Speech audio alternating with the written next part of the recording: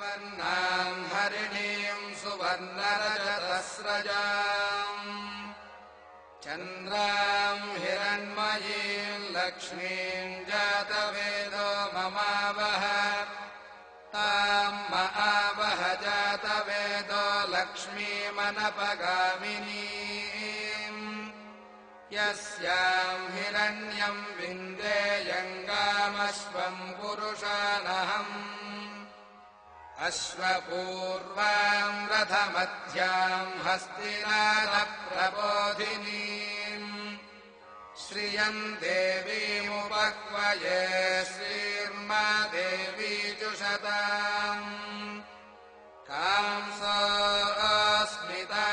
हिरण्यप्राकारमार्द्रां ज्वलन्तीं तृप्तां तर्पयन्तीम् पद्मे स्थितां पद्मवर्णान्तामिहोपक्वये श्रियम् चन्द्रां प्रभासां यशसा ज्वलन्तीं श्रियं लोके देवजुष्टामुदाराम्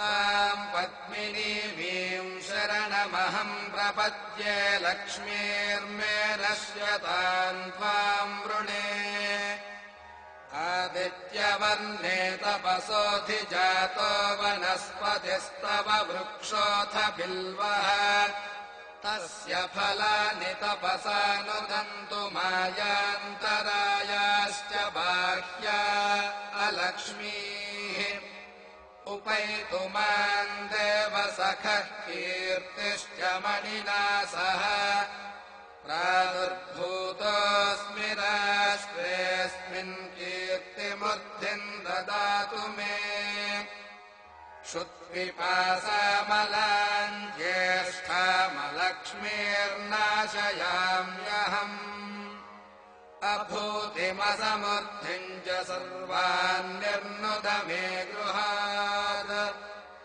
गन्धद्वारान् दुराधर्षान् नित्यपुष्टाङ्करीषिणीम् ईश्वरीगुं सर्वभूतानां तामिहोपक्वये श्रियम् मनसः काममाकूतिं वाचः सत्यमसीमहि पशूनागुं रूपमन्नस्य मयि श्रीश्रयतां यशः कर्दमेन प्रजा भूता मयि सम्भव कर्दमा श्रियं वासय मे कुले मातरं पद्ममालिनीम् आपस्रजन्तु स्निग्धानि चिक्लीतवस मे गृहे అమ్మా అలాంటి వాళ్ళది నిజమైన ప్రేమ కాదు, అది వ్యామోహం. ఎగ్జాక్ట్లీ చిన్నత్త, నిజంగా ప్రేమించుకున్న వాళ్ళు అలా చేయరు. ఎంత మనసు విరిగిపోతే కన్న కూతుర్ని పట్టుకొని మా దృష్టిలో చచ్చిపోయా ఉంటుందా తల్లి?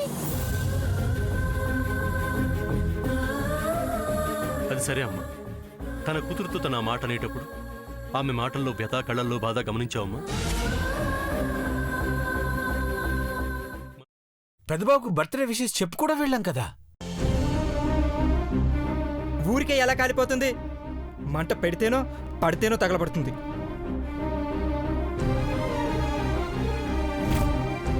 కరెక్ట్ చిన్నబాబు, నీకొచ్చినట్టే నాకు డౌట్ వచ్చింది. పార్వతే షర్టును తగలబెట్టిందనుకుంటా.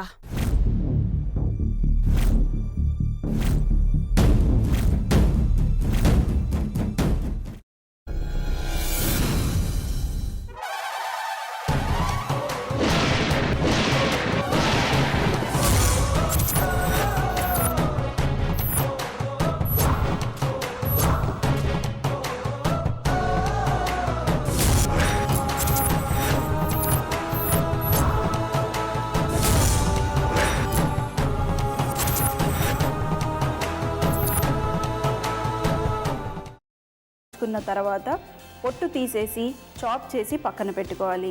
ఒక ప్యాన్లో కొద్దిగా నూనె వేడి చేసి అందులో ఆవాలు, మినప్పప్పు, శనగపప్పు, కరివేపాకు, సన్నగా తరిగి పెట్టుకున్న ఉల్లిపాయలు వేసుకుని 1 నిమిషం పాటు వేయించుకోవాలి. ఆ తర్వాత కాల్చి కట్ చేసి పెట్టుకున్న వంకాయని కూడా అందులో వేసుకుని బాగా మిక్స్ చేసి బౌల్లోకి ట్రాన్స్ఫర్ చేసుకుని అందులో తగినంత చిక్కటి పెరుగు లేదా పల్చటి పెరుగు వేసుకుని మిక్స్ చేసి అన్నంతో కానివ్వండి, చపాతీతో కానివ్వండి సర్వ్ చేసినా చాలా బాగుంటుంది.